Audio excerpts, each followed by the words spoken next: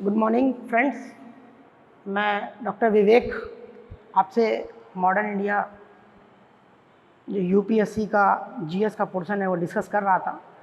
विगत क्लासों में हमने देखा कि बंगाल पे हमने चर्चा किया था। बंगाल में जितने उसके नवाब थे उनके बारे में अच्छे से बात की थी, उनका क्रम क्या था, उनके समय क्या घटनाएं घटी थी और उन घटनाओं के पीछे क्या वजह थी, इस पे हमने एक लेक्चर दिया था। प्लासी और बक्सर का युद्ध, उसकी पृष्ठभूमि क्या थी, उसके कारण क्या थे, इस पर चर्चा हुई थी।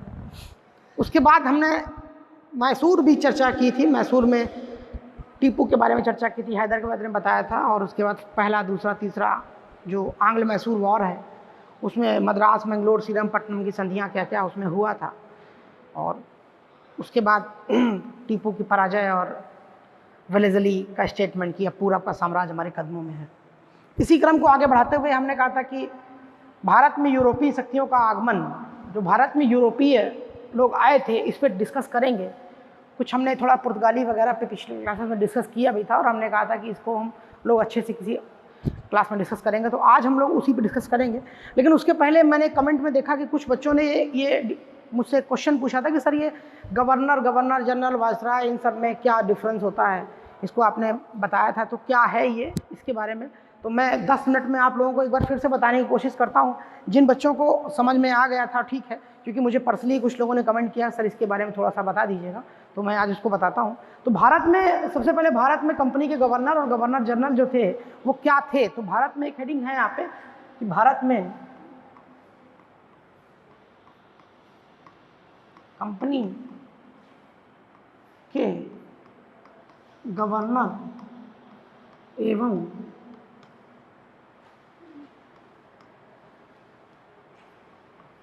गवर्नर जनरल, एक ये हेडिंग है, ठीक है। भारत में कंपनी के गवर्नर तथा कंपनी के गवर्नर जनरल, ये हमने एक हेडिंग डाली है। तो इसमें सबसे पहले आप यहाँ पे देखिएंगे, हम लोग देखेंगे 1757 में, ठीक है, 1757 में जब प्लासी की वॉर ख़त्म हो जाती है और उसके प्लासी की वॉर के बाद में जो गवर्नर बनाया जाता है, तो गवर्नर ऑफ बंगाल होता है वो 1757 से 1774 तक, इसको हम लोग बोलते हैं governor of Bengal.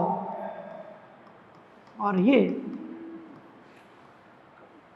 Robert Clive,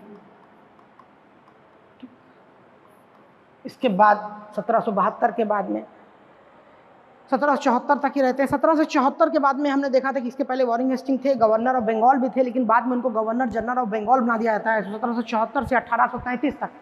यानी कि 1774 से 1833 तक Warren Hastings governor general of Bengal कहे जाते हैं, ठीक। ये समझ में आया होगा आपको कि 1774 से 1833 तक ये, 1833 के बाद में 1858 तक गवर्नर जनरल ऑफ जो है वो इंडिया, ठीक है। 1833 से 1858 तक मैंने बोला, तो 1830 आ जाता है आपका 1833 से 1858 तक गवर्नर जनरल ऑफ इंडिया कहे जाते हैं। ये बेंटिंग साहब, विलियम बेंटिंग, ठीक, विलियम बेंटिक या बेंटिंग, इसके बारे में हम लोग ने 1858 के बाद स्वतंत्रता संग्राम होता है, कुछ चेंजेज होते हैं और वो हमने 1857 का जो वीडियो बनाया था उसमें अच्छे से बताया हमने आपको। रानी अपने आप में उसको सत्ता को ले लेती हैं और कैसे क्या, तो उसके बारे में ज़्यादा जानने की जरूरत नहीं है यहाँ पे हम लोग। तो हम लोग यहाँ पर देखेंगे कि 1858 से, ठीक है, 1936, यानी 1858 से 1936 तक जो रहते हैं उनको हम लोग 1858 से 1936 तक वायसराय भारत में रहते हैं। और ये थे पहले कैनिंग, तो पहले वायसराय जो थे वो कैनिंग थे। और 1936 से लेकर के, ठीक,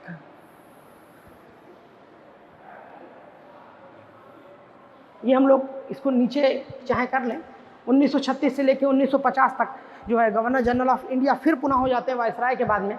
तो 1936 से जो है 1950 तक गवर्नर जनरल ऑफ इंडिया, 1950 तक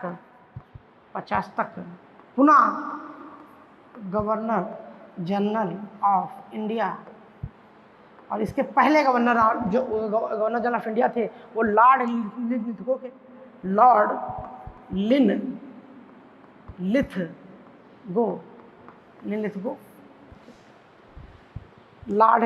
थे।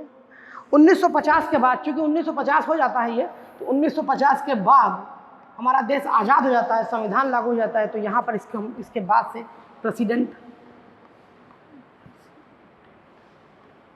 ठीक है, प्रेसिडेंट। तो यहाँ पर हमने देखा 57 से 74 तक गवर्नर ऑफ बंगाल, 74 से 33 तक वॉरेन हेस्टिंग, 1774 से 33 तक वॉरेन हेस्टिंग, ठीक है। और इसको हम लोग जो है इसको बोलते हैं गवर्नर जनरल ऑफ बंगाल। 1833 तक से 58 तक गवर्नर जनरल ऑफ इंडिया, ये बेंटिंग हो गए। 58 से 36 तक वायसराय, ये कैनिंग हो गए। 36 से 56 तक पुनः governor general of India, Lithgow हो गए। और उसके बाद प्रेसिडेंट। यहाँ पर हमने एक आपको पूरे गवर्नर और गवर्नर जनरल को पढ़ने का क्रम बताया कि कौन क्या कहा जाता है और किसको, उसमें पहला कौन था। ये क्वेश्चन तो नहीं आया, लेकिन कहीं ना कहीं बच्चे कंफ्यूज कर रहे थे, मुझे मैसेज किया, मैंने बताया कि आप लोग उसको देख लीजिए। एक चीज़ इसमें और जो हम लोग ऐड करेंगे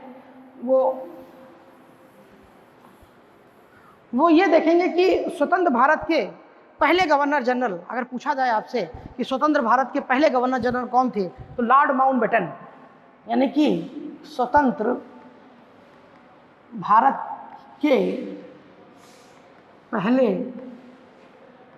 गवर्नर जनरल तो लॉर्ड माउंटबेटन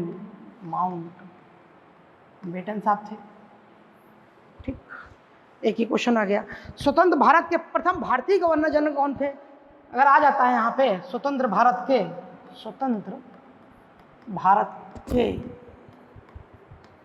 पहले भारतीय गवर्नर जनरल, तो सी राजगोपालाचारी।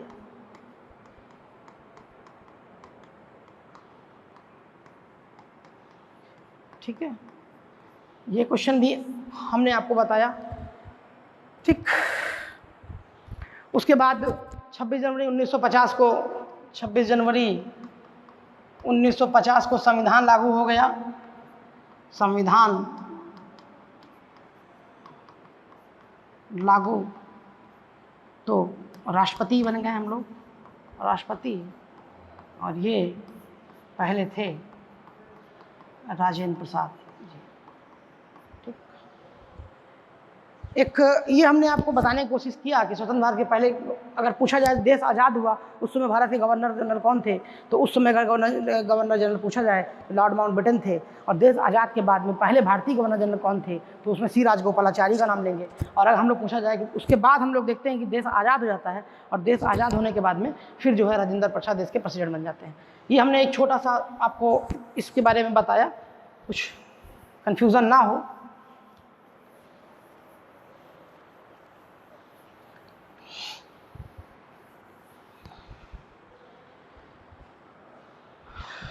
एक टॉपिक ये हमने शुरू किया था, भारत में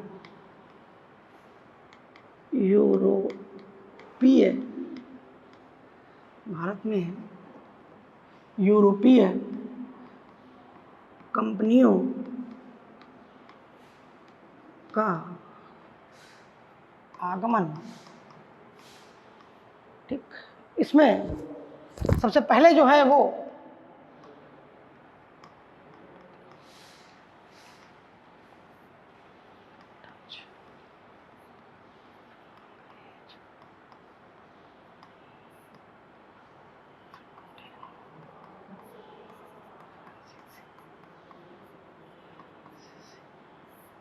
ठीक है, हम देखेंगे कि भारत में जो व्यापारिक कंपनियां यहाँ पर आई, ठीक है, उनमें जो क्रम है आने का, तो सबसे पहले पुर्तगीज भारत आते हैं। भारत में आकर के अपनी कंपनियां स्थापित करते हैं। उसके बाद डच आते हैं यहाँ पे, फिर अंग्रेज आते हैं, और उसके बाद डेन, और सबसे आखिरी में फ्रांसीसी आते हैं और भारत में जो है व्यापार करते हैं। इसमें एक चीज़ देखने वाली बात ये होगी कि सबसे पहले पुर्तगीज आते हैं और सबसे बाद में पुर्तगीज जाते हैं 1961 में। ये एक बात ध्यान रखने वाली बात है। एक और चीज़ इसमें देखने वाली बात यह है कि इसमें जो अंग्रेज हैं इनका सबसे युद्ध होता है। अंग्रेज़ों का पुर्तगीज से भी होता है वॉर, अंग्रेज़ों का फ्रांसीसियों से भी होता है वॉर, और आखिरी में अंग्रेज जो है सबको हरा देते हैं और हराने के बाद में अपनी यहाँ पर श्रेष्ठता साबित करते हैं। और श्रेष्ठता साबित करने के बाद में भारत में जो है वो जो है भारत को मनमाफिक तरीके से व्यापार करते हैं, व्यापार की आड़ में लूटते हैं। क्योंकि भारत में कहा जाता है कि भारत में केवल बंगाल से ही जो है 60% के आसपास पूरे एशिया का व्यापार होता था, जिसमें 60% के आसपास बंगाल से निर्यात होता था।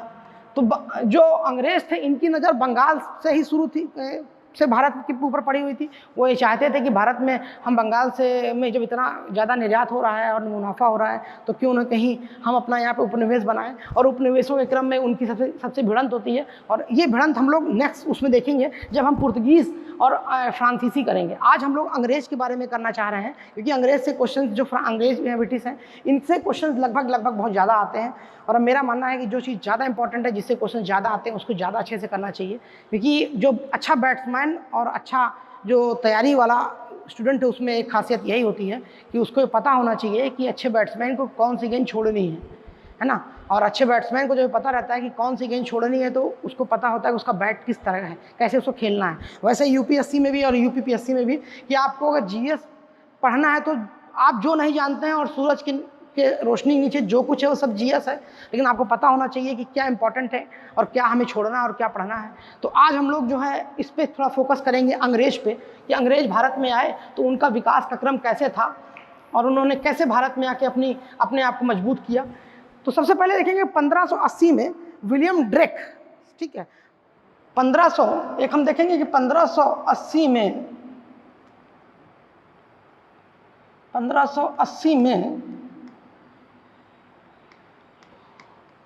विलियम ड्रेक नामक नाविक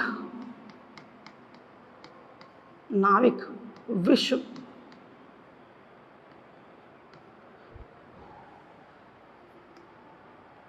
की इसका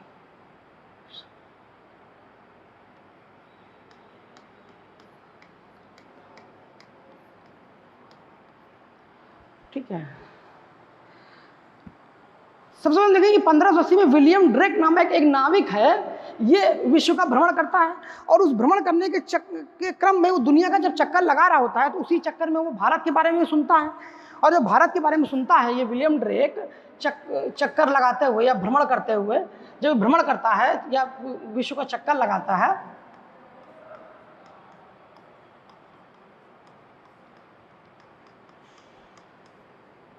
तो भारत के बारे में सुनता है।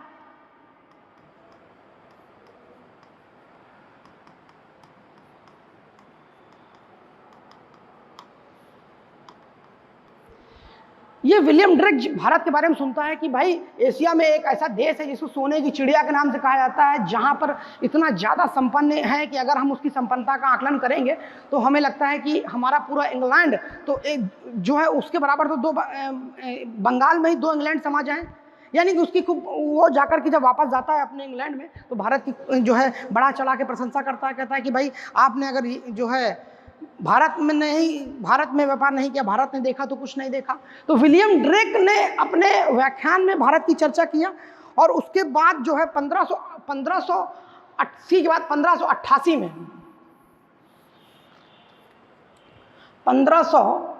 में घटना घटती है, ठीक है। 1588 में अंग्रेज पुर्तगाल और स्पेन को पराजित करते हैं,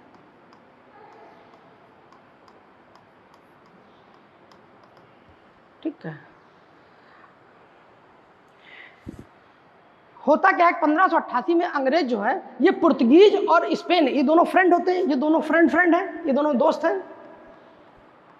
और अंग्रेज क्या करता है, स्पेन का आर्मेडा स्पेन का, यानी कि एक व्यापारिक बेड़ा कह सकते हैं। अंग्रेज जो है एक व्यापारिक बेड़ा स्पेन का, इसको पराजित कर देता है। जब अंग्रेज जो है स्पेन के आर्मेडा को पराजित करते हैं, तो अंग्रेजों को ये लगता है कि यार जब हम स्पेन को, और स्पेन का ही दोस्त होता है पुर्तगीज, इन दोनों की मित्रता होती है कि जब इन दोनों को पराजित कर सकते हैं तो हम क्यों नहीं भारत में व्यापार कर सकते हैं, हम भारत में क्यों नहीं व्यापार कर सकते हैं। तो इसके क्रम में वो जो है भारत में व्यापार करने की शुरुआत करते हैं। इसके बाद हम लोग देखते हैं 1588 के बाद में, यानी कि 1588 में अंग्रेज, यानी कि ड्रेक हो गया, 1588 में अंग्रेज स्पेन का आर्मेडा पराजित करते हैं।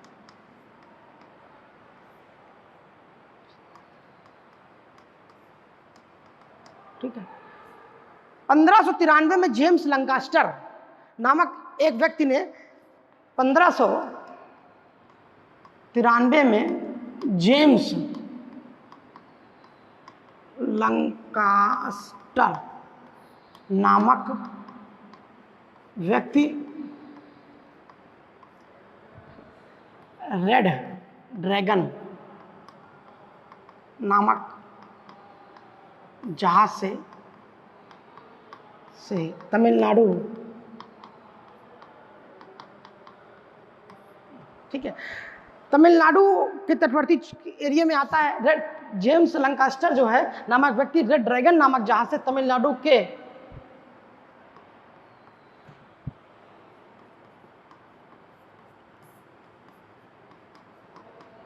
क्षेत्रों में आता है। तो हमने यहाँ पर आपको बताया, हमने ये बताया कि 1580 में विलियम ड्रेक नामक नाविक जो है पूरे विश्व का भ्रमण करता है, और उस विश्व के भ्रमण करने के बाद में वो यहाँ से जाकर के भारत के बारे में बताता है। 1588 में अंग्रेज जो है स्पेन का एक आर्मेडा पराजित कर देते हैं, और जब स्पेन के उस आर्मेडा को पराजित करते हैं तो उससे उनकी अंग्रेजों की नौसेना श्रेष्ठता साबित होती है, और उनको ये लगता है कि जब हम स्पेन और पुर्तगाल को संयुक्त रूप से पराजित कर सकते हैं तो हम भारत में आकर व्यापार क्यों नहीं कर सकते हैं। 1593 में ये देखेंगे कि जेम्स लंकास्टर नामक एक व्यक्ति जो है, वो नामक व्यक्ति रेड ड्रैगन नामक जहाज से तमिलनाडु के तटवर्ती क्षेत्रों में आता है। और जब तमिलनाडु के तटवर्ती क्षेत्रों में आता है, इसके बाद जो है 1599 ईस्वी में 1500 जॉन मिंडेन हॉल नामक एक व्यक्ति स्थल मार्ग से भारत में, ठीक है, 1599 में जॉन मिंडेन हॉल, ठीक, जॉन मिडल हॉल नामक व्यक्ति जो है ये स्थल मार्ग से आता है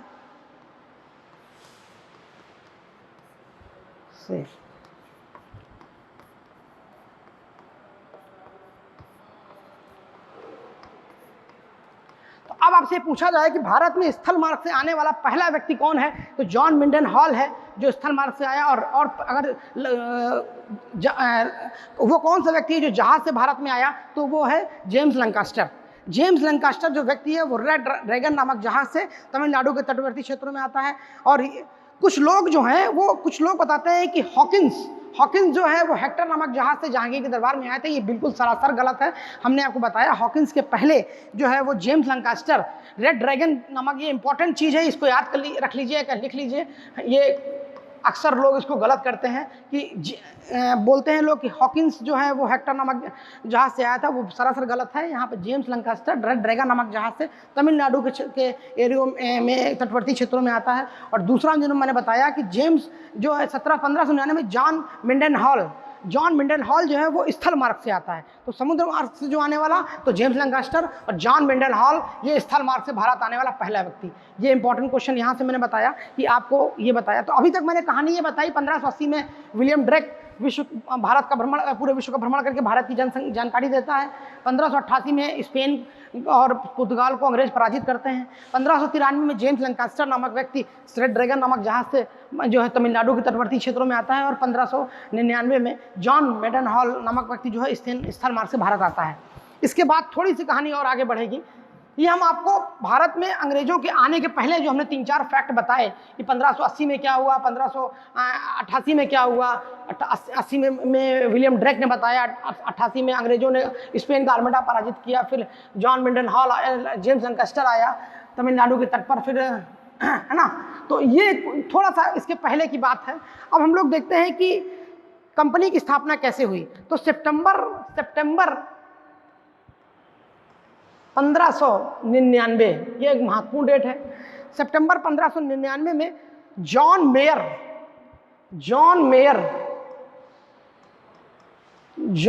एक शख्स हैं, जॉन मेयर इंपॉर्टेंट व्यक्ति हैं।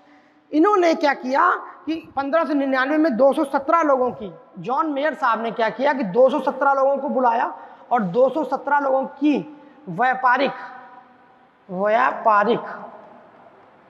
व्यापारिक कंपनियों, ठीक है, 217 लोगों की निजी व्यापारिक कंपनियों को बुला करके एक कंपनी का गठन किया। यानी जॉन मेयर साहब ने जो है वो 217 जो है निजी व्यापारिक कंपनियों को मिला करके, निजी व्यापारिक कंपनियां थी, निजी व्यापारिक कंपनियों को मिला करके जॉन मेयर साहब ने कहा कि भाई ऐसा है,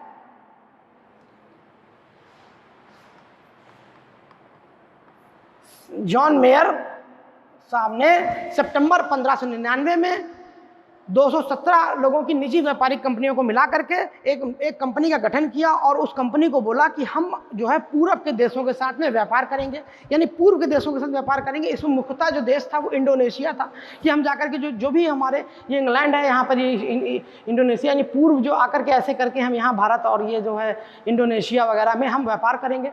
इस कंपनी का व्यापार करने का नाम था क्या, तो governor and company of merchant.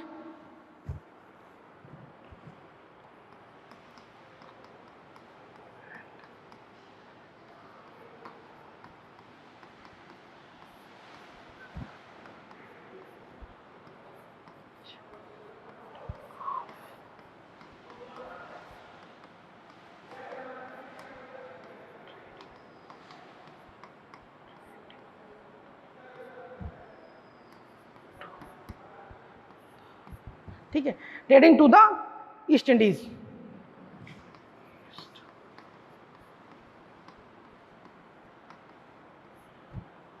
Governor and company of merchant of London trading to the East Indies, इस कंपनी का इन्होंने नाम रखा। यानी कि जो जॉन मेयर साहब थे, इन्होंने जॉन मेयर साहब ने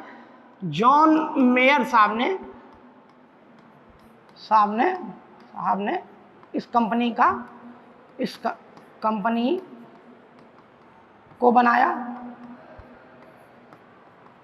ठीक, अब यह हुआ कि भाई इन्होंने कंपनी तो बना लिया जॉन मेयर साहब ने कि हाँ हम निजी व्यापारियों को बुलाया और एक कहा यार देखो ऐसा है कि पूरब के देशों के साथ व्यापार करने चलना है और आप लोग 217 लोगों की जो निजी व्यापारिक कंपनियां हैं इसको मिला करके हम लोग, अगर एक कंपनी वहाँ एक आदमी व्यापार करने जाएगा तो उसको आने जाने का और भी दिक्कतें हैं उनका सामना कर पड़ सकता है। अगर हम लोग सभी लोग मिलकर जाएंगे और वहाँ व्यापार करेंगे, जो उसका मुनाफा होगा उसको आपस में बांट लेंगे। उस कंपनी का जो नाम रखा है इन्होंने governor and company of merchant of London trading to the East Indies.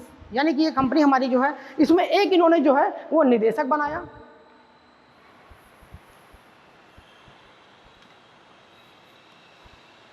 निदेशक,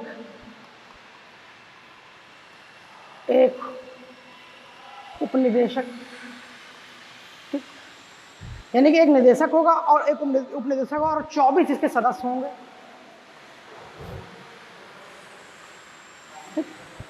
ये 3 लोगों का एक ग्रुप बनाया गया। गवर्नर जो जॉन मेयर साहब थे जो है, इन्होंने जो कंपनी बनाई उसमें एक निदेशक, इसमें टॉमस स्मिथ के नेतृत्व में एक बेड़ा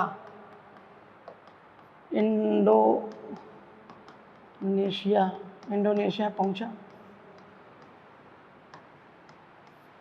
वहाँ डच ज़्यादा प्रभावित है।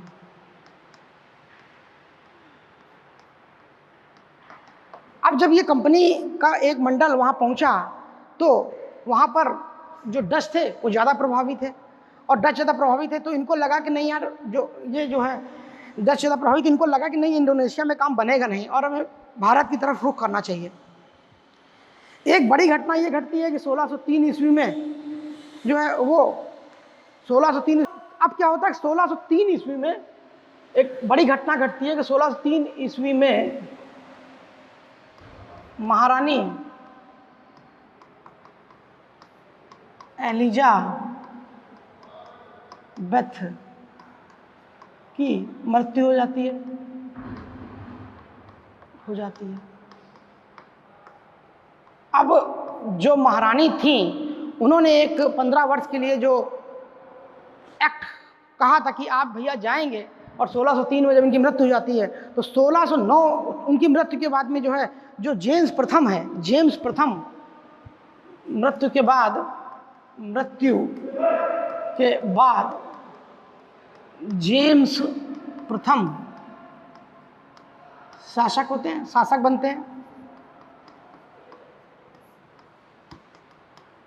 और इन्होंने जो महारानी ने कहा था कि 15 वर्षों के लिए कहा था महारानी ने, इन्होंने कह दिया आजीवन। इन्होंने कहा कि आप आजीवन व्यापार करेंगे।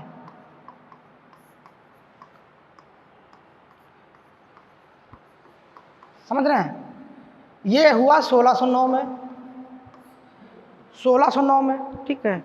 1604 में ये जेम्स प्रथम जो है वो शासक बनते हैं। 1604 में, 1603 में महारानी मरती हैं, 1604 में शासक बनते हैं, और 1609 में ये एक प्रावधान ला देते हैं कि ये जो कंपनी है, ठीक है, ये कंपनी जो हमने बनाई है, जॉन की जो कंपनी है, बताते हैं ये governor and the company of merchant of London trading into the east करके जो कंपनी बनाई है, ये कंपनी आजीवन जो है पूरब के देशों के साथ व्यापार कर सकेगी। और ये जो 15 वर्षों का जो मैडम महारानी एलिजाबेथ ने जो वो दिया था परमिट, वो ख़त्म हो गया।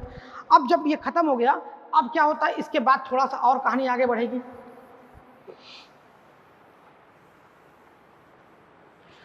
इसके बाद कहानी जब आगे बढ़ेगी तो 1604 में जो जेम्स प्रथम 1604 में बनेंगे, तो 1604 में जेम्स प्रथम क्या करते हैं, जेम्स प्रथम अपना एक दूत हॉकिंस, ठीक है, हॉकिंस जो है उसको भेजते हैं अकबर के दरबार में।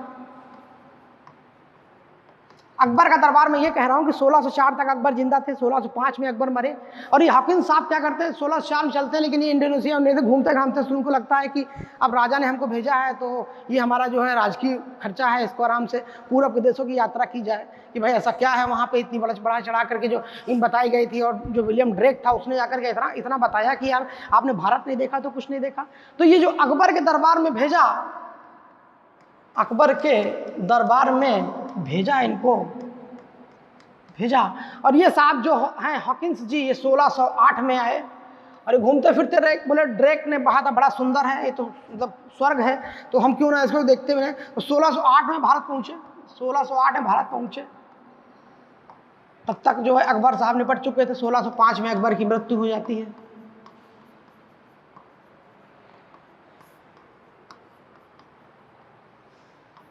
पेचिस से, ठीक, ये मैंने बताया आपको। अकबर की मृत्यु होने के बाद में जब 1608 में हॉकिंस वहाँ पहुँचे तो वहाँ पर शासक था किसका, वो जहांगीर का था। हॉकिंस जो है वो किससे आए थे, तो हॉकिंस जो आए थे वो हेक्टर नामक जहाज से आए थे, हेक्टर नामक जहाज से।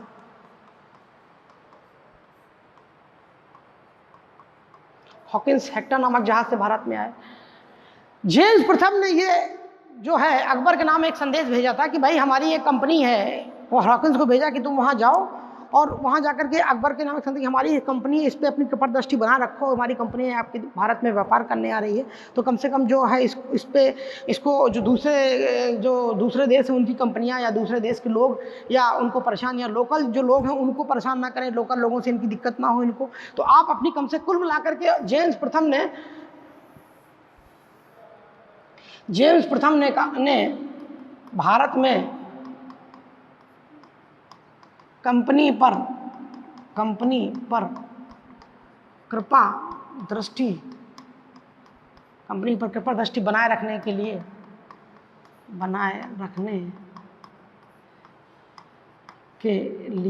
हॉकिंस को भेजा था।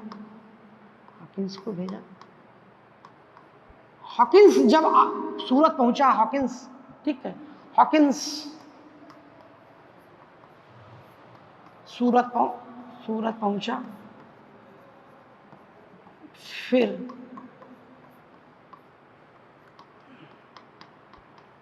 जहांगीर के दरबार में गया।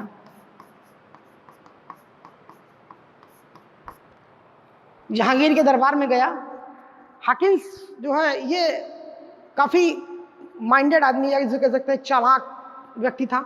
ये कई भाषाओं को जानता था, यानी कि ये हॉकिंस जो था वो तुर्की बोल लेता था, ये फारसी भी जानता था। ठीक, इसने वहां दरबार में पहुंच करके जहांगीर के दरबार में फारसी में बात करना शुरू कर दिया।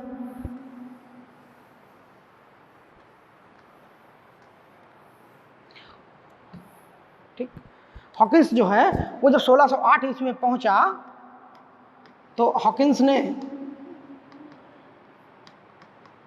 फारसी में बात किया। फारसी में से बात किया।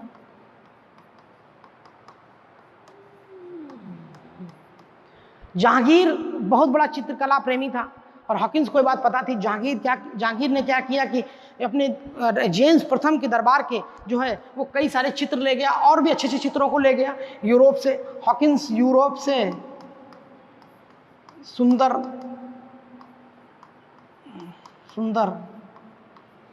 चित्र लेकर गया।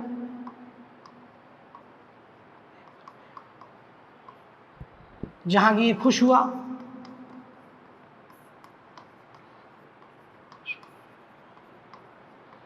जब फारसी में बात की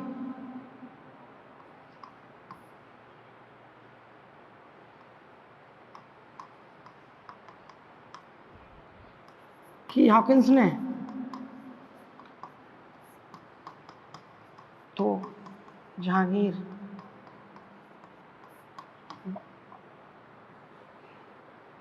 बहुत प्रसन्न हुआ।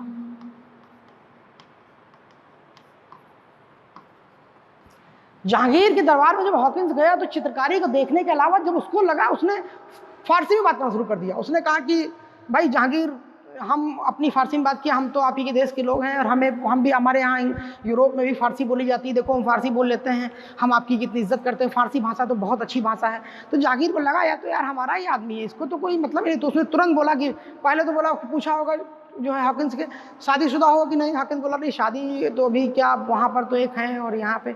उन्होंने ठीक है, तुम्हारी यहाँ शादी कराते हैं। तो हॉकिंस की तुरंत वही मुगल दरबार से बुला करके तुरंत एक शादी करवाया। बोला तुम यहाँ के, तुम अब जो हो तो फिर हमारे दामाद बन के रहो, और शादी करवाया हॉकिंस की। उनको हॉकिंस जी को 4000 का मनसब दिया। बोला तुमको 4000 का जो है मनसब देते हैं। और उसके बाद जो है उनको हॉकिंस को बोला कि तुम जो है तुमको उपाधि भी देते हैं, यानी फिरंगी खान की उपाधि दिया। बोला तुमको फिरंगी खान। हॉकिंस को बोला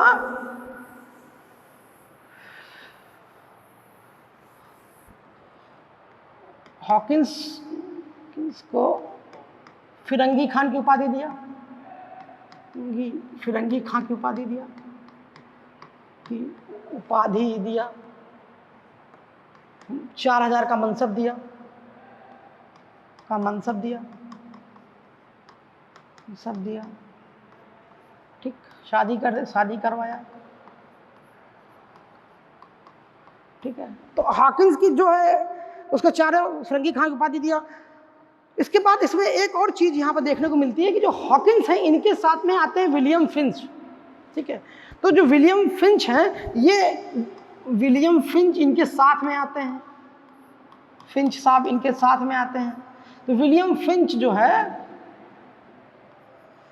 विलियम फिंच साहब जो है इनके साथ में आते हैं, और विलियम फिंच ही वो जो दंत कथा है कि जहांगीर और अकबर के बीच में तनाव जिसके कारण होता है, अनारकली, और बाद में अकबर जो है वो अनारकली को चुनवा देते हैं, अकबर जो है अनारकली को दीवार में चुनवा देते हैं। तो ये इस कथा का कोई इतिहासकार अपनी उसमें इतिहास में वर्णन नहीं करता है, ये एक दंत कथा है, ऐसा सुना जाता है, और बाद में मुगल आजम जैसी मूवी भी बनी, लेकिन कहीं इसका कोई लिखित या प्रमाणिक उल्लेख देखने को नहीं मिलता है। तो जो विलियम फिंच हैं, यही उस अनारकली की चर्चा करते हैं, यानी कि अनारकली की चर्चा करते हैं कौन? William Finch.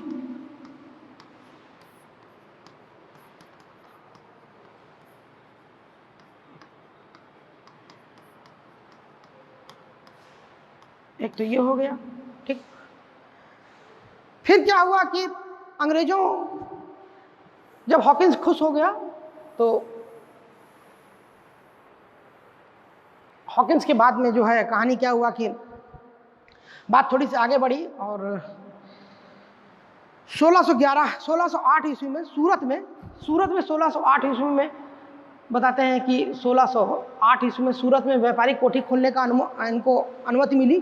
ये खोल रहे थे, लेकिन फिर इसमें विवाद हो गया, और विवाद होने के बाद में वो खुल नहीं पाई। जब ये खुल नहीं पाई इनकी, तो सूरत में खोलना चाह रहे थे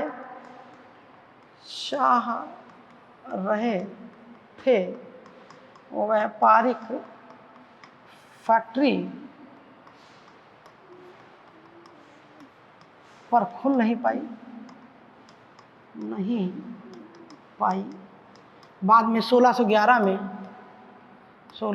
में मछलीपट्टनम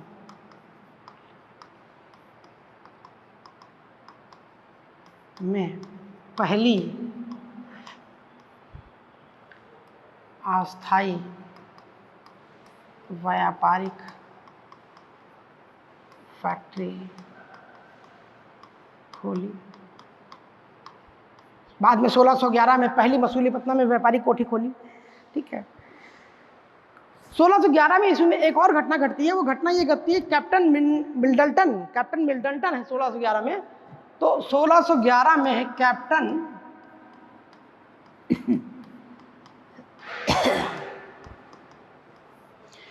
मिडल्टन क्या करते हैं कि स्वाली के तट पर जो है वो स्वाली के युद्ध में पुर्तगालियों को पराजित करते हैं। कैप्टन मिडल्टन स्वाली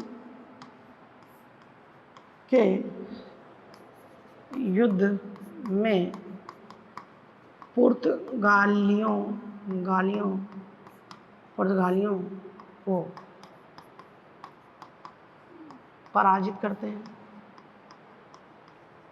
अब जब पुर्तगालियों को पराजित कर देते हैं, तो अंग्रेजों को, जहांगीर को लगता है कि यार अंग्रेज तो बहुत श्रेष्ठ हैं, अंग्रेजों तो मतलब लगता है कि यार इन्होंने पुर्तगालियों को पराजित कर दिया है। और पुर्तगालियों को पराजित कर दिया, तो कहते हैं ठीक है भाई, चलो अंग्रेज जी आप अपना ऐसा कैसा करो, व्यापारिक कोठी वगैरह अपनी खोल लो। तो जो 1608 में नहीं खुल पाई थी, तो ये 1613 ईस्वी में फिर में सूरत में खुलती है। ये स्थायी है, ठीक, स्थायी है, यानी कि स्थायी फैक्ट्री जो है वो या कारखाना 1613 ईस्वी में अंग्रेजों द्वारा खोला जाता है। ये दूसरा है इनका कारखाना। पहला या मछलीपट्टनम में खुल चुका है, ठीक है, यानी फैक्ट्री या सूरत में खुलती है फैक्ट्री। तो मैंने बताया आपको कि 1608 में खोलना चाह रहे थे, लेकिन अनुमति इनको मिली और खोलना काम शुरू किए, लेकिन उसके बाद कुछ विवाद हो गया, इसके बाद खोल नहीं पाए। 1611 ईस्वी में इन्होंने मछलीपट्टनम में अपनी पहली जो है अस्थायी फैक्ट्री खोली। बाद में स्वाली के तट में अंग्रेजों ने पुर्तगालियों को जो है 1611 ईस्वी में पराजित किया। इससे जो है जो जहांगीर था वह काफ़ी प्रभावित हुआ, और जहांगीर ने बोला कि ठीक है आप अपनी फैक्ट्री खोल लीजिए। तो 1608 की फैक्ट्री जो सूरत नहीं खुल पाई, 1613 ईस्वी में कंप्लीट हुई। 1615 ईस्वी में एक और घटना घटती है जहांगीर के दरबार में, जो है जेम्स प्रथम अब उसके बाद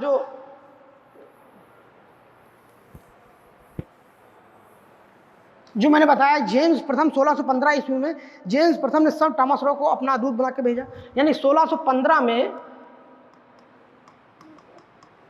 जेम्स प्रथम अपना दूत बनाकर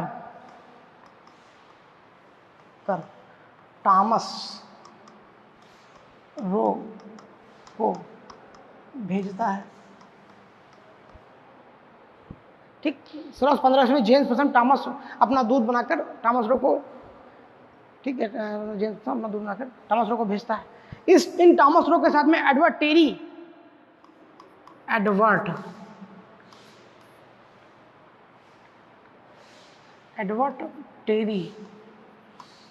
ठीक, एडवर्ड टेरी साहब जो हैं, जो एक इनके साथ में ईसाई हैं, पादरी हैं, इनके धर्मगुरु हैं, ठीक है, ईसाई पादरी धर्मगुरु,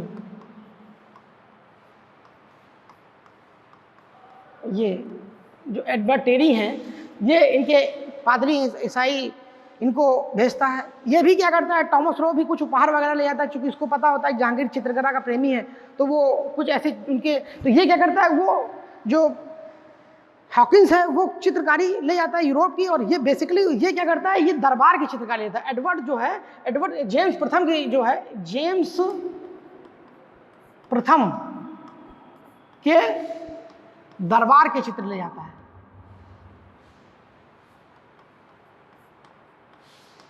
चित्र ले जाता है।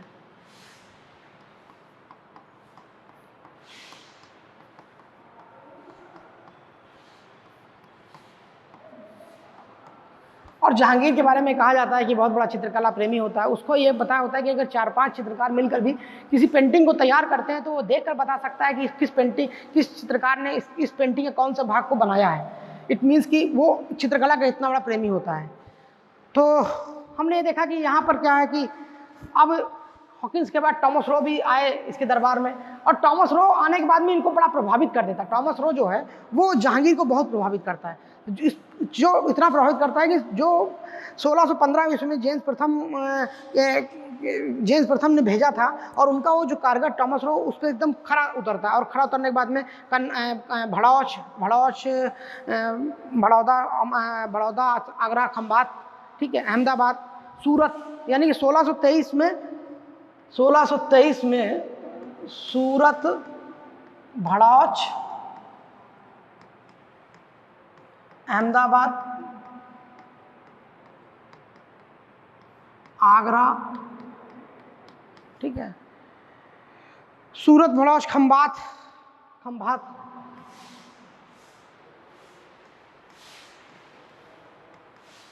सब जगह व्यापारिक कोठियाँ खोल देता है। ठीक है, व्यापारिक बस्तियाँ की स्थापना होती है।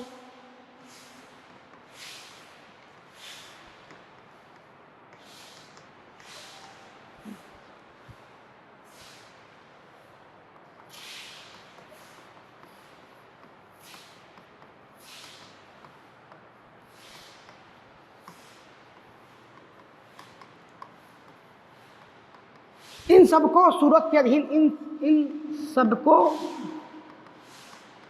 सूरत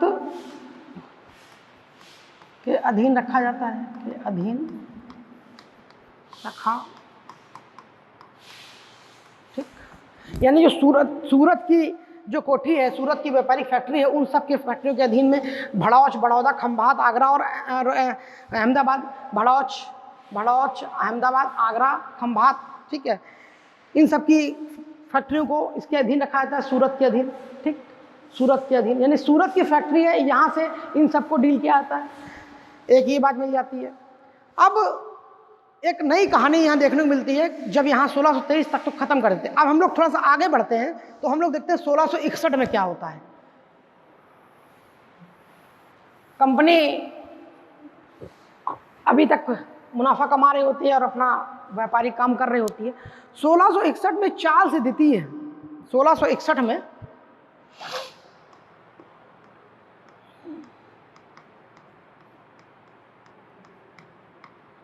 चार्ल्स द्वितीय की शादी होती है और इनको पैसों की जरूरत होती है। तो जब पैसों की जरूरत होती है तो 1,70,000 पाउंड, ठीक है, चार्ल्स द्वितीय को, ठीक, 1,70,000 यानी कि 1,70,000 पौंड, यह पैसा कंपनी देती है।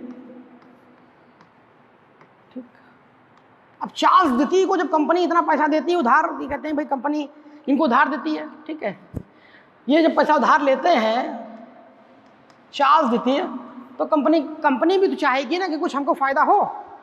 तो चार्ल्स द्वितीय की शादी होती है, इनको पैसे की जरूरत होती है, तो इनको कंपनी 1,70,000 पाउंड जो है ये पैसा देती है। अब कंपनी क्या कहती है? कंपनी ये कहती है कि भैया हमको कुछ अधिकार चाहिए, हम भारत में व्यापार कर रहे हैं, तो व्यापार करने जा रहे हैं, तो आप महाराजा हैं हमारे देश, हमारे इंग्लैंड के, आपसे हमें कुछ अधिकार चाहिए। तो बोलते हैं क्या अधिकार चाहिए? तो बोलते हैं पहले तो हमें अपनी बस्ती की किलेबंदी करनी है। पहले बोले कि अब पहली क्या है? बस्ती की किलेबंदी का अधिकार, किलेबंदी का अधिकार।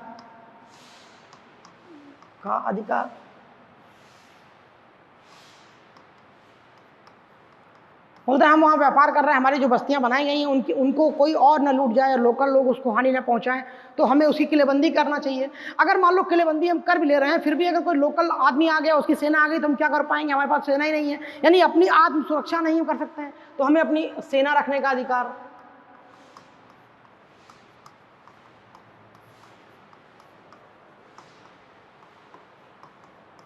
ठीक, सेना रखने का अधिकार मिल गया। अब ये कहते हैं कि भाई सिक्का, हम अपना सिक्का यहाँ पे जो है वो ढालने की अनुमति चाह रहे हैं। अभी तक जो सिक्का थे हमको ब्रिटेन से लाते थे, वो मुद्रा लाते थे या यहाँ की मुद्रा, अब हम अपनी मुद्रा जो है वो वहाँ से ना ला करके यहीं ढालेंगे, तो मुद्रा ढालने का अधिकार मिल जाए।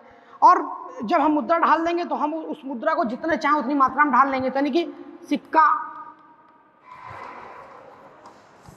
ढालने का अधिकार मिले।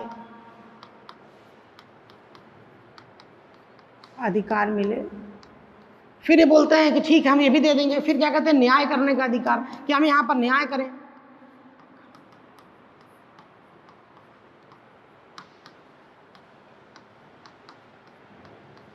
मतलब अगर हमारा कुछ विवाद हो, हम किसी से कुछ भी हमें होता है तो हम विवाद करें तो उस पर हम आपस में ही न्याय कर सकते हैं। फिर इसके बाद इन्होंने एक और बोला कि जो गैर ईसाई हैं ना, तो गैर ईसाई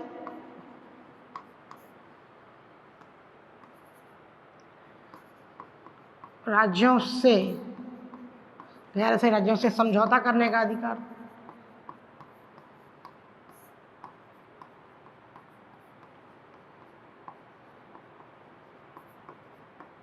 ठीक, ये चीज़ यहाँ पे क्लियर हुई। मैंने ये बताया आपको, अभी यहाँ पर ये समझाया कि मैंने बताया कि भारत में जो है 1661 में एक घटना घटती है कि चार्ल्स द्वितीय जो ब्रिटेन के राजकुमार हैं, उनको कुछ पैसे की जरूरत पड़ती है क्योंकि उनकी शादी होती है। तो अब वो पैसे को क्या करती है? कंपनी से उधार लेते हैं। तो कंपनी उनको 1,70,000 पाउंड पैसा कंपनी उनको उधार देती है। अब कंपनी जब उनको इतना पैसा उधार देती है तो कंपनी भी तो चाहती है ना कुछ हमको फ़ायदा हो, हम आपको पैसा उधार दे रहे हैं तो ऐसे नहीं थोड़ा दे रहे हैं। तो वो कहते हैं भाई हम यहाँ से व्यापारिक कंपनी बन के गए हैं, लेकिन हो सकता है कि हमको वहाँ परेशानी हो, तो हमें अपनी कंपनियों की सुरक्षा चाहिए, यानी किलेबंदी का अधिकार हो। कहते हैं हाँ किलेबंदी कर सकते हैं। बोले किलेबंदी तो कर सकते हैं, लेकिन किलेबंदी करने बाद में हो सकता है हमारे ऊपर कोई और सेना अटैक कर देगा और सेना से हम ना मुकाबला कर पाए, तो हमें एक सेना रखने का अधिकार मिले।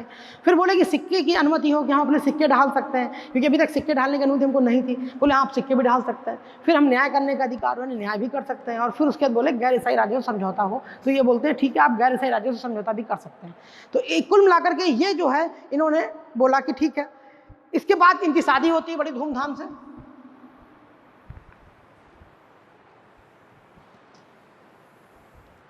इनकी शादी चार्ल्स द्वितीय की पुर्तगाली राजकुमारी कैथरीन से शादी होती है। और जब कैथरीन से शादी होती है तो चार्ल्स 1661 में, ये पूछा जाता है, में पुर्तगाली राजकुमारी कैथरीन से चार्ल्स साहब का जो चार्ल्स द्वितीय हैं उनका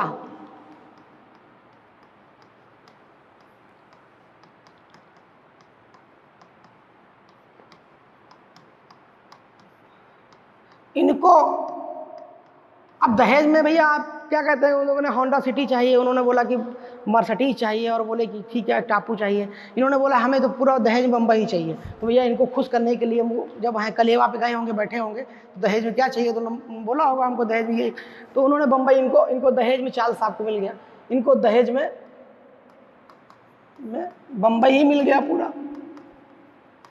भाई ही मिल गया, ही मिल गया।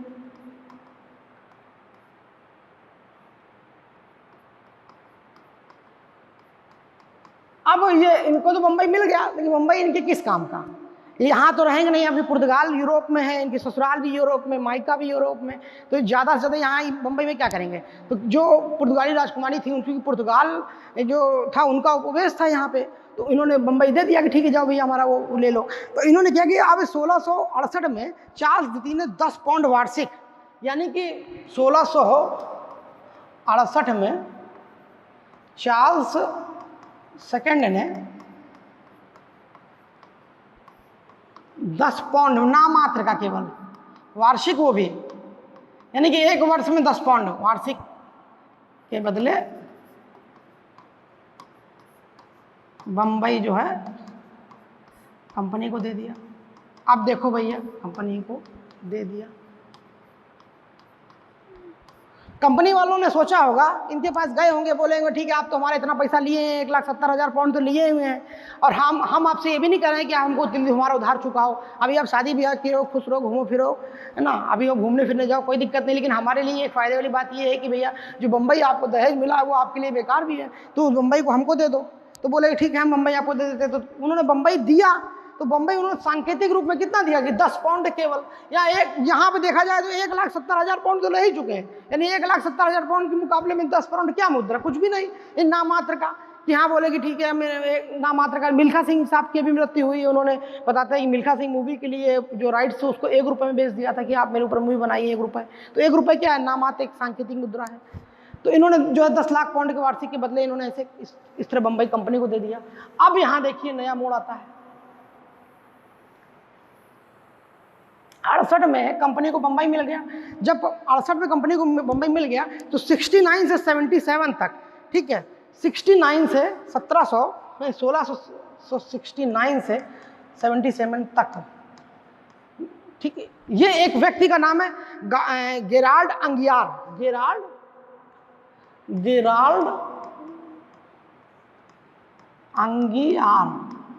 अंगियार। इन्होंने जो गेराल्ड अंगियार साहब थे, इन्होंने बम्बई को आधुनिक रूप दिया। इन्होंने बम्बई को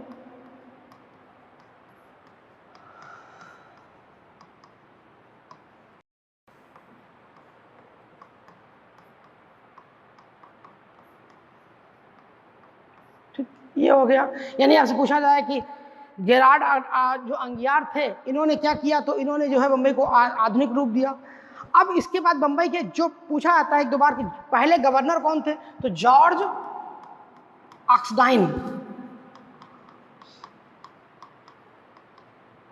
ठीक है, जॉर्ज ऑक्सडाइन साहब थे, ये बम्बई के पहले गवर्नर थे। इनको बम्बई का पहला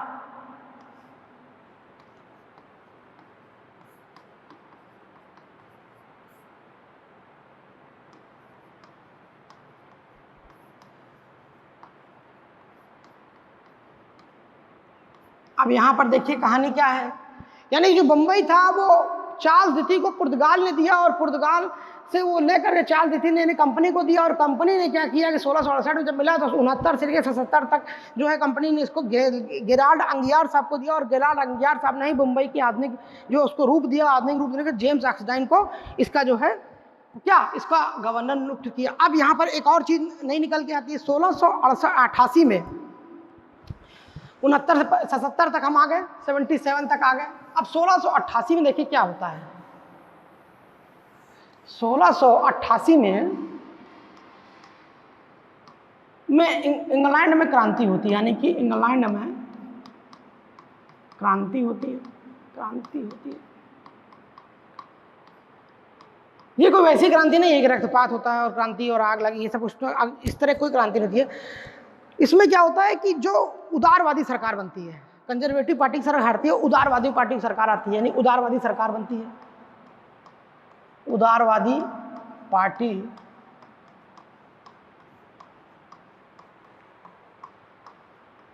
की सरकार बनती है।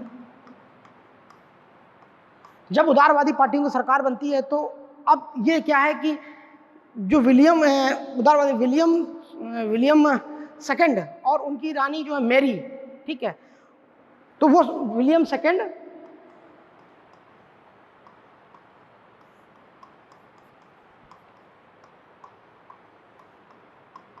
मैरी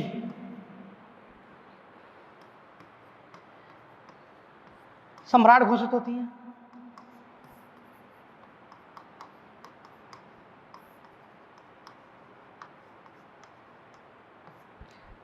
जब ये सम्राट घोषित होती हैं तो अब यहाँ पर क्या होता है कि जो विलियम सेकंड और उनकी पत्नी और उनकी रानी मेरी सम्राट घोषित, तो यहाँ पर लोगों को क्या, जो संसद होती है वो यहाँ पर सर्वोच्च होती है, यानी कि थोड़ा सा जो उदारवादी तरफ से झुकाव होता है और संसद जो कहती है वो बात मानी जाती है। तो संसद क्या होती है, यहाँ पे संसद की सर्वोच्चता स्थापित होती है, यानी कि संसद की सर्वोच्चता, संसद की सर्वोच्चता स्थापित होती है, स्थापित।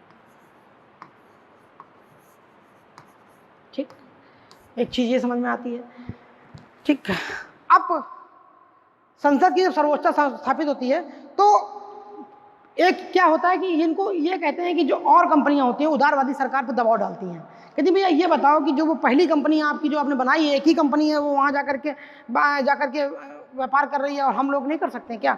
तो बोले कौन सी कंपनी है? बोले governor and the company of merchant of London trading into the East Indies जो है, क्या वही एक कंपनी है जो गवर्नर जो वाली जो है, गवर्नर एंड कंपनी ऑफ, है ना, गवर्नर एंड।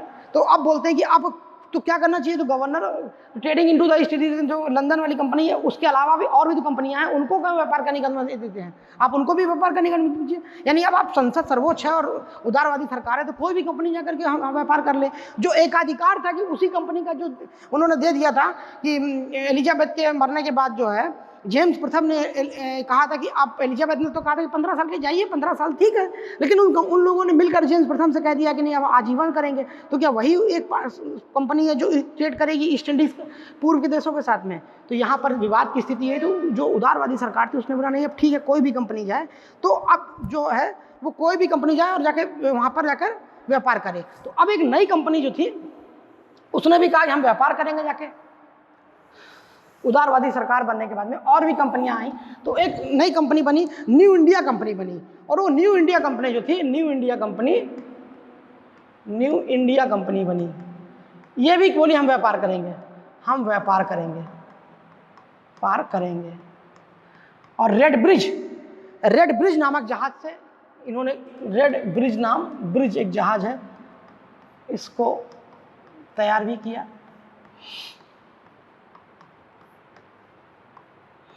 भारत जाने के लिए।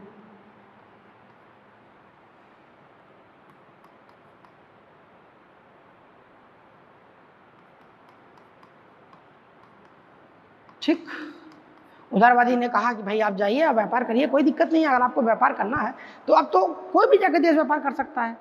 अब इसके बाद कहानी एक और हो जाती है कि जो ये सरकार बनी, ठीक है, ये सरकार जब बनी 1688 में, तो 1688 के बाद में क्या है कि 1698 में दो और कंपनियां बन गई, जनरल इंग्लिश कंपनी और सोसाइटी ट्रेड जर्नल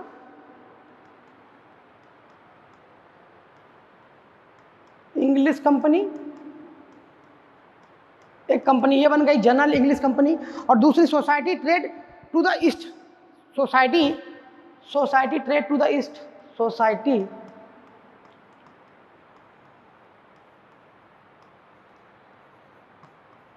ईस्ट।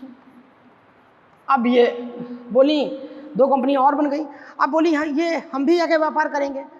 तो अब इनको लगने लगा कि यार 1600, ये कंपनी बोली कि इतने लोग जा रहे हैं कंपनी में व्यापार करने।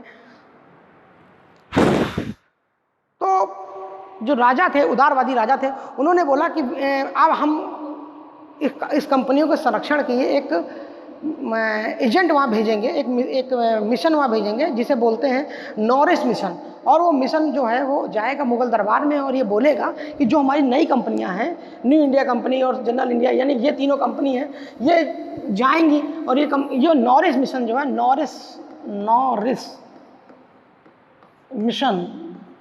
मिशन औरंगजेब के दरबार में गया, औरंगजेब के दरबार में गया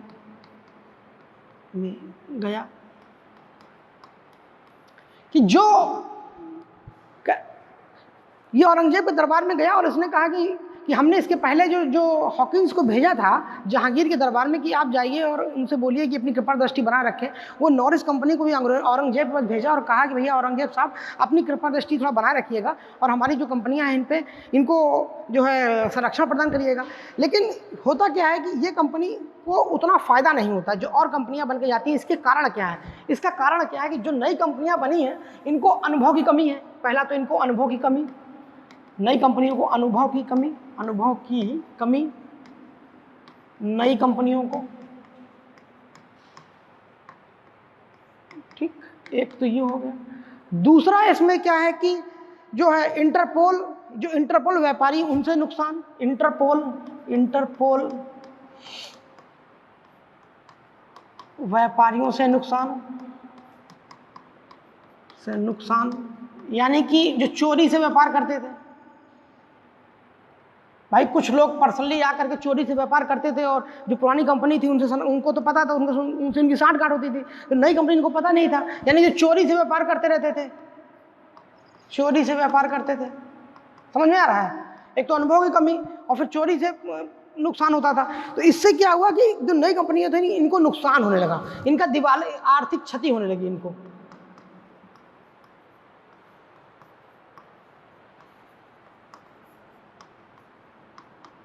अब पता चला जितना पैसा इन्होंने लगाया था कंपनी बनाने में, 3 लोगों ने, उतना ही पैसा नहीं निकल पा रहा है। तो जब आर्थिक क्षति होने लगी तो इनको उतना पैसा नहीं निकल जितना लगाया, तो दिवालियापन की स्थिति आने लगी। बोले यार कहाँ इस चक्कर में पड़ गया आकर नई कंपनी अपनी बनाने के चक्कर में। तो बोले नहीं, इसको ऐसा करो। तो क्या दिवालियापन की स्थिति आ गई, दिवालियापन का संकट आ गया। अब दिवालियापन का संकट आ गया तो अब इससे दूर करने के लिए क्या करें? तो जब इस दिवालियापन को, संकट को दूर करने के लिए 1702 ईस्वी में गोल्डॉल्फिन के अनुसार एक यूनाइटेड बिल लाया गया। और ये जो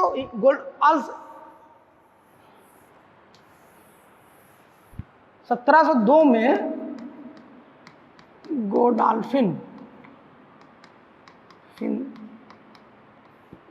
जी एक यूनाइटेड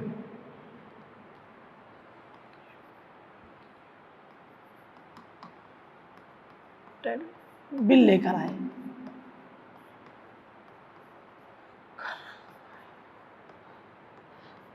अब चूंकि गोल्डॉल्फिन साहब का भी किसी कंपनी में पैसा लगा हुआ होगा, ये चिंतित थे कि यार क्या हो रहा है, हमने नई कंपनी में शेयर खरीदा, मतलब आईपीएल की 8 टीमें हैं, नई टीम बनाने के चक्कर में कोची टस्कर्स आई और उसको नुकसान हो गया। तो पता लगी इसको हटा दिया गया बाद में, कि नई कंपनी बनाने के चक्कर में इन कंपनियों को दिवालियापन हो रहा था। दोनों गोल्डॉल्फिन साहब बोले कि नहीं ऐसा है, हमारा खुद तो तीनों कंपनियों को मिलाया जाए। और बोले कि यार देखो ऐसा है कि हम सबका उद्देश्य क्या है, हम सबका उद्देश्य तो शोषण है। तो जब शोषण है तो उस शोषण को ही तो करना है। और ऐसा तो नहीं हम लोग आपस में इंग्लैंड में रहते हैं शोषण, हम जाकर भारत में करें, भारत में अकूत संपत्ति है, तो इतनी अकूत संपत्ति है तो मिलकर शोषण करेंगे ना। तो उसी जो है the united and company of merchant, the United company of merchant, ठीक, the United company of merchant of London, ठीक है, of London trading to the east,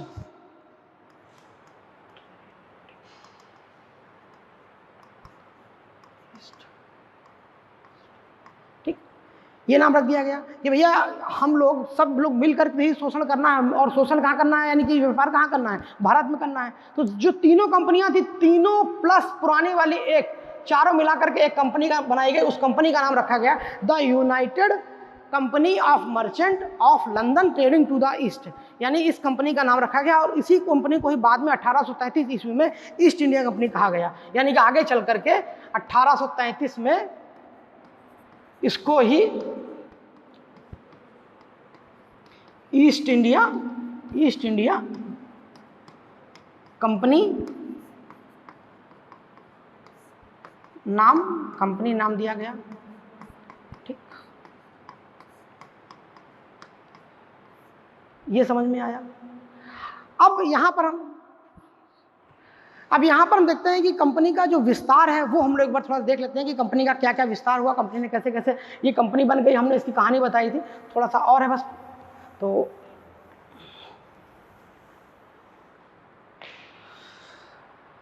ये भारत है, ठीक है। ये पश्चिमी तट है, ये पूर्वी तट। तो इसमें कहाँ कहाँ व्यापार हुआ? तो 1613 ईस्वी में सूरत में प्रथम कारखाना, यानी पश्चिमी तट में 1613 में, गुजरात में। यानी अब आप देखते हैं तो हम पहले पश्चिमी तट का ही लिख लेते हैं। पश्चिमी तट 1613 में सूरत में फैक्ट्री, ठीक, फैक्ट्री या कारखाना ये हो गया, ये हमने बताया। 1623 में भड़ौच, बड़ौदा, खंभात, आगरा, जो हमने बताया था आपको वो दोहरा रहे हैं। 1623 में टॉमस रो जब आया, भड़ौच, सूरत, आगरा, अहमदाबाद, ठीक, ये हो गया। 1628 में, 1623 के बाद 1628 में देखिए ईरान की हेल्प से, ईरान की सहायता से हरमुज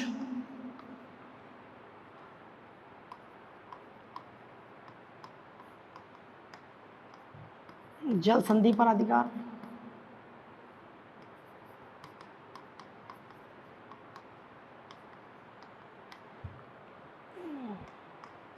ये हमने बताया आपको। 1668 में मैंने बताया बंबई पर, 1668 में देख आपको मिला ही अंग्रेजों को दहेज में बंबई। 1668 में बंबई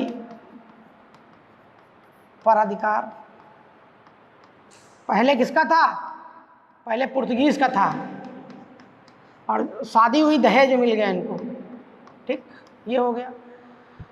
1687 में सूरत, पहले जो 1668 में इनको मिला, तो 1687 में बंबई केंद्र हुआ, बंबई केंद्र बन गया।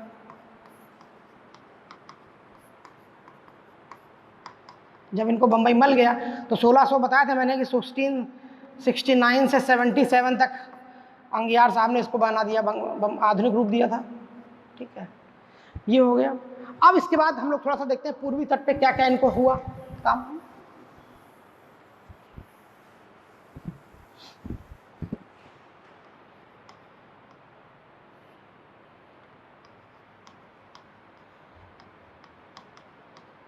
तो पूर्वी तट पे सबसे पहले हमने आपको बताया कि इनकी पूर्वी मसूलीपट्टनम में, पूर्वी तट पे अगर देखा जाए तो 1608 में, 1611 में मसूलीपट्टनम में पहली, जो 1608 में सूरत में खुल रही थी, अनुमति नहीं मिली तो 13 में खुली, तो 1611 में पहले, 1611 में मसूलीपट्टनम में फैक्ट्री लगी इनकी, ये हो गया, ठीक, ये आ गया मैंने। 1626 में पुलिकट में के निकट अमरगांव, 1626 में अमरगांव में फैक्ट्री,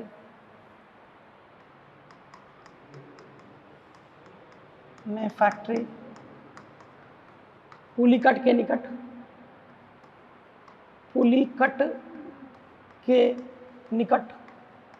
ये हो गया। ये मैंने बताया था कि आपको 1632 ईस्वी में एक महत्वपूर्ण घटना घटी। 1632 में गोलकुंडा के सुल्तान ने इनको एक सुनहला फरमान दिया, यानी कि ये जो है बीजापुर गोलकुंडा के आसपास जो है ये बीजापुर तो 1632 में गोलकुंडा के सुल्तान ने अंग्रेजों को सुनहला फरमान दिया। क्या था सुनहला फरमान? सुनहला फरमान दिया यानी कि 16 ये अब आप जो है गोलकुंडा के जितने भी ये बंदरगाह हैं गोलकुंडा के, यहाँ पे स्वतंत्रता पूर्वक व्यापार कर सकते हैं आप। गोलकुंडा के सुल्तान ने कहा कि आप भाई आप हमें आप जो है ये हमारे बंदरगाहों से स्वतंत्रता आप फ्री ऑफ ट्रेड व्यापार कर सकते हैं, यानी कि free of trade, free trade कर सकते हैं, फ्री ट्रेड कर सकते हैं। ये हो गया, ठीक है।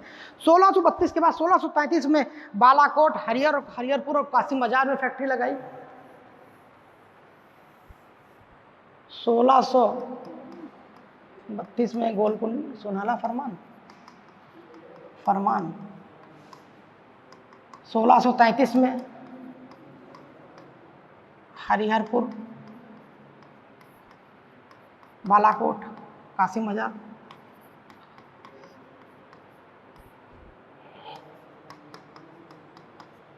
हरिहरपुर, कासिम बाजार और बालासोर में फैक्ट्री लगा सकते हैं। 1639 में फ्रांसिस, ये इंपॉर्टेंट फैक्ट है, देखिए 1639 में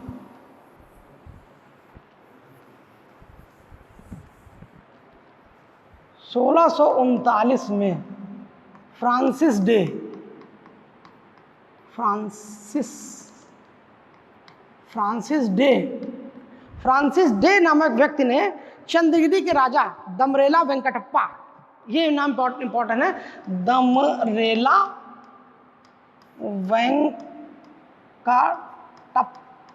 वेंकटप्पा से, ये चंद्रगिरी के राजा हैं, ये चंद्रगिरी के राजा, ठीक है। 1639 में फ्रांसिस डे ने चंद्रगिरी के राजा दमरेला वेंकटप्पा से एक जमीन ली, से कुछ जमीन ली और वहाँ मद्रास की स्थापना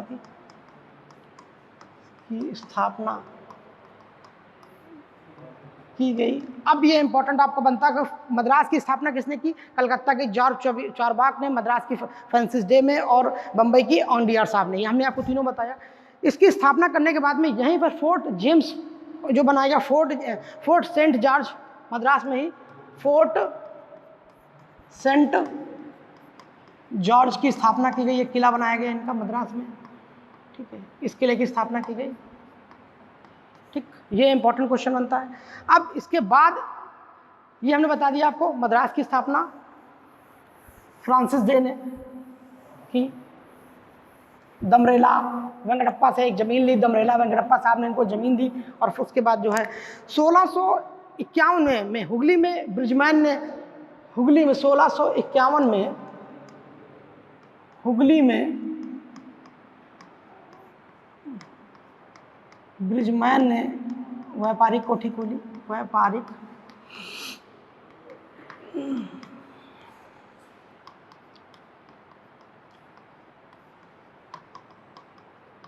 ये इंपॉर्टेंट चीज़ है। पाँच। इसके बाद आते हैं ये जो ब्रिजमैन के साथ में व्यापारिक कोठी, इनके साथ में ब्रिजमैन के डॉक्टर ब्रॉटन भी आते हैं। और डॉक्टर ब्रॉटन जब आते हैं तो बंगाल में जो शासक थे उसमें शाह शुजा थे।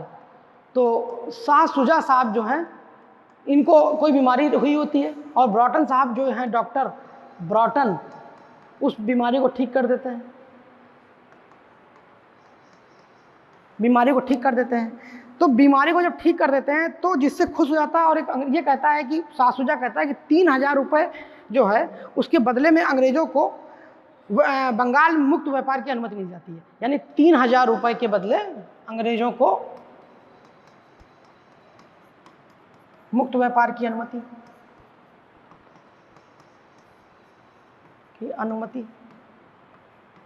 बंगाल में। तो हमने देखा कि एक नया पूरा क्रम हम अभी देख रहे हैं। और इसके बाद थोड़ा सा रह गया है, वो जो है वो फर्रुखसियर एक मैग्ना कार्टा देता है, उसके बारे में चर्चा करेंगे। तो फिर उसके बाद ये पूरा अंग्रेज का पोर्शन ख़त्म हो जाएगा। तो हमने ये देखा कि हमने अंग्रेज़ों की व्यापारिक कंपनियां बन के आए और उसके बाद कैसे इनको संरक्षण मिला, कैसे इन्होंने काम किया।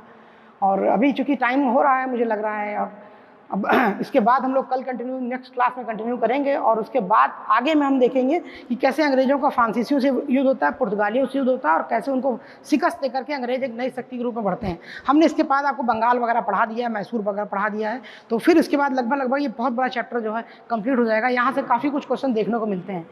जो भी चीज़ आपको लगता है समझ में नहीं आ रही हो यहाँ से, तो या जो भी आपको लगता है सर ये पूछना चाहिए, तो उसके बाद आप कमेंट बॉक्स में लिख करके ये मैसेज कर सकते हैं मुझे कि सर ये चीज़ समझा दीजिए। Thank you.